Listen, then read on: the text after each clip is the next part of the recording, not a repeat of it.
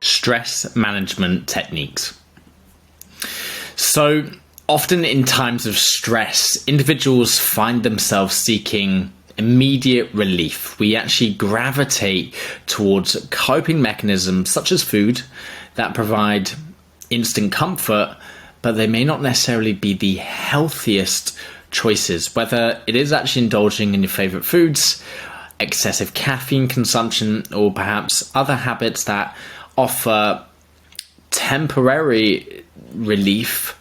These strategies may not address the underlying causes of stress and can actually even contribute towards your long-term health. So this is why it's really important to look at your stress management toolbox. And within this toolbox, I've actually put 5 sections: journaling, exercise and movement, affirmations, breath work, and music. So when we actually consider stress as an inevitable aspect of life, akin to unexpected challenges or circumstances beyond our control, it actually becomes very crucial to adopt healthier coping mechanisms using some of the tools within our stress management toolbox. And I want you to imagine building this metaphorical toolbox with your own tools to manage those stressful situations effectively. So it might include mindfulness as well.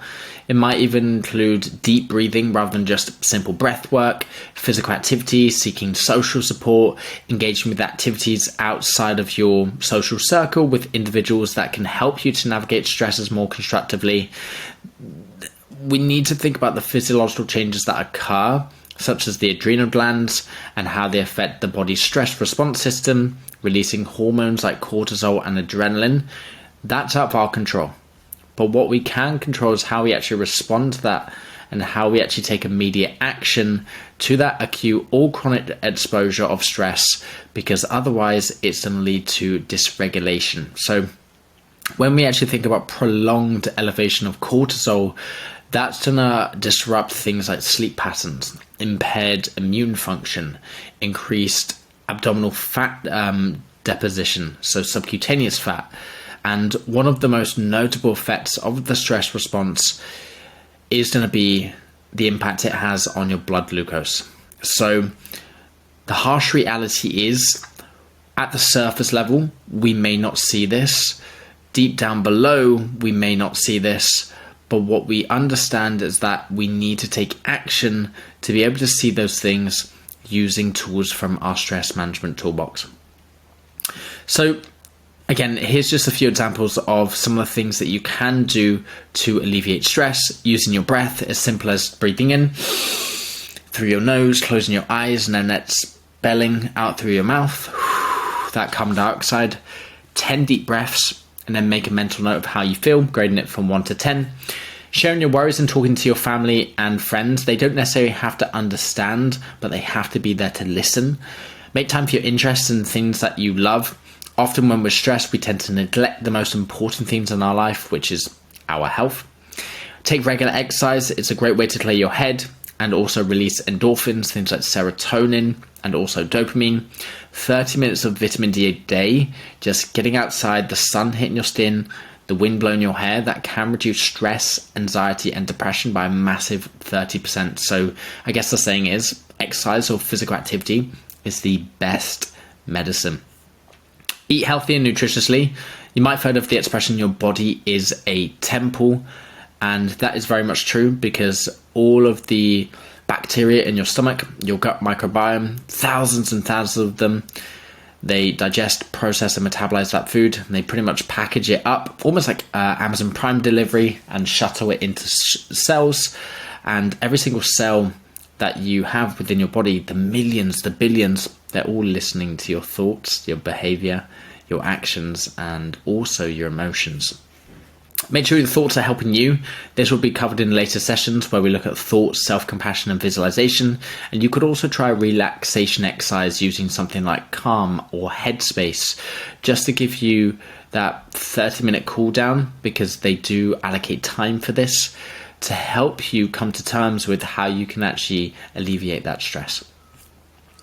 So one thing that I do specifically, and something I overlooked a good few years ago now, because I'm very much a biologist, is mindfulness and the impact it has on your psychology. Because we spend a lot of time in our life looking after ourselves. We go to the hairdressers, we go to the dentist, we have a checkup at our doctors. These are all very important, but what about our minds? The minds that we rely on every single day to make good choices, whether you get up early or you get up late. And this is where mindfulness comes into play, because it's a technique that actually is characterized by heightened awareness and intentional focus on the present moment. So actually putting your mobile phone down and being present with people that you surround yourself with, or whatever activity that you are engaged in. And it is rooted in ancient contemplative practices like Buddhism, because it encourages those individuals to observe their thoughts and emotions without any attachment or criticism. So it's not positive, it's not negative, it's actually emotionally neutral, and actually just, the saying is, being. So the practice involves concentrating on specific anchors like your breath, the contraction of your heart, any of your five senses. So if you're outside in nature, is the wind blowing on your skin? What can you hear? And just accepting who you are, where you are, what you're doing at that current moment in time. So the next time you are feeling stressed, what I do recommend is change your environment. First of all, if you're in the office, go outside. If you're at home, go outside. Hundreds of thousands of years ago, we did not have housing. What we did have is our environment, which was Mother Nature. So being present in a natural environment without any technology, without any stimulus as such, that is helping the brain and the body just to internally relax. And it's going to give you that mental clarity, improve concentration, and build emotional resilience in the face of life's challenges. So change your environment, go outside, take a deep breath in, deep breath out, and then just be present. Emotional eating. Now, the intricate relationship between emotion and food is actually deeply rooted in human experiences. And it actually started when we were babies, because we were breastfed or we were bottled fed, and we'd often cry and mum or dad would come and feed us. Now, as we start to progressively get older, let's say you are age 5 to 10, you fall over on the playground. You then run to mum and dad.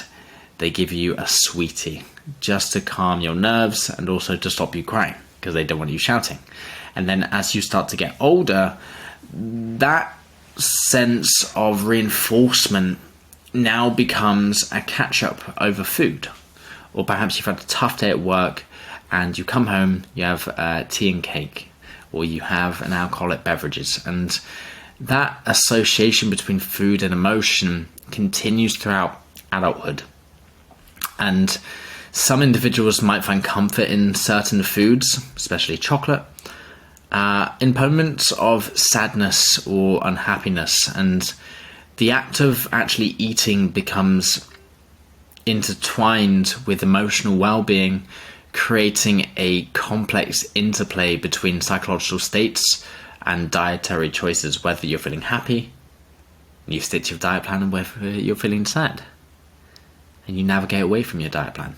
Now, beyond its physiological role, food actually holds a significant cultural and social importance, because when we share meals, that is fundamental in human culture, because things like traditions, not only does it nourish the body, but it also fosters connections and social bonds. If you think for birthdays, you might get someone an alcoholic drink.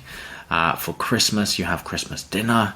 The rituals surrounding that meal, such as family gatherings, celebrations, communal feasts, cultural identity, shared experiences, they are so important. So when you actually are looking at alleviating stress, the first thing that we tend to do is look for food as a source of comfort. But now the relationship with food that we have in today's society has actually evolved beyond the mere satisfaction of just physical hunger. You might find yourself in front of the TV and you're aimlessly snacking. Eating is now influenced by a myriad of factors, including emotional states, social contexts, cultural influences. You might eat for desire, you might eat for pleasure, you might eat for stress. The shift actually highlights the complex interconnection between emotions and dietary habits. So as we actually navigate the complexity of the relationship that you have with food and recognizing the emotional and the cultural dimensions, that is going to become crucial if you are dieting, or even more so if you are trying to build muscle. Because when we develop a mindful and a balanced approach to eating, that involves acknowledging the emotional aspects, how it's going to make you feel, but also maintaining a connection to your goals and anything else around that goal, cultural traditions. So in short, we can actually strive for more balance and a better or harmonious relationship with what you eat, promoting both physical and emotional well-being. And this is where it comes on to intuitive eating. So when we explore a more mindful approach to eating, that involves adopting practices like deeper connection with food and the act of nourishing yourself. So are you 80% full? Are you eating for the sake of eating, or is it based around a goal?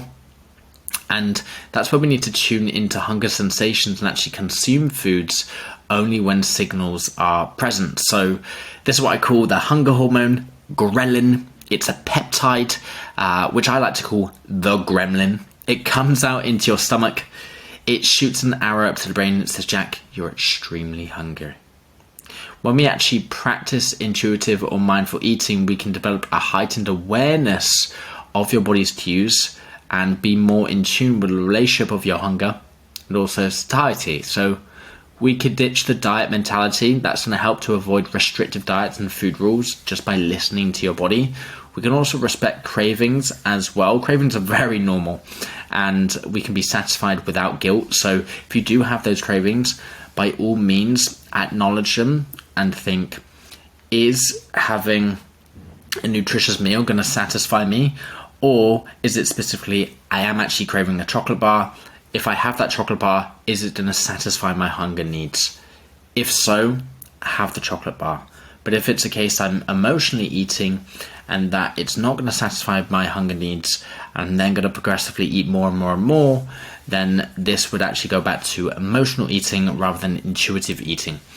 We also want to stay active in a way that we enjoy. Sometimes physical activity instead of eating is a great way to combat hunger signals, whilst you might not think it is because you think you have low energy.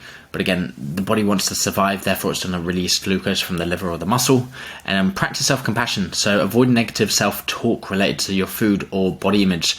This is a massive one because for those of you that might have struggled with binge eating or perhaps restrictive diets or anorexia nervosa, this all comes down to how you see food and the relationship that you have with food and how you can actually improve that relationship through strategic dieting or perhaps nutritional strategies, which are going to help you to intuitively eat, listen to your body, ditch that diet mentality, respect your cravings, stay active in a way that you enjoy, and practice self-compassion. It's not only about the way that you look, but it's the way that you feel.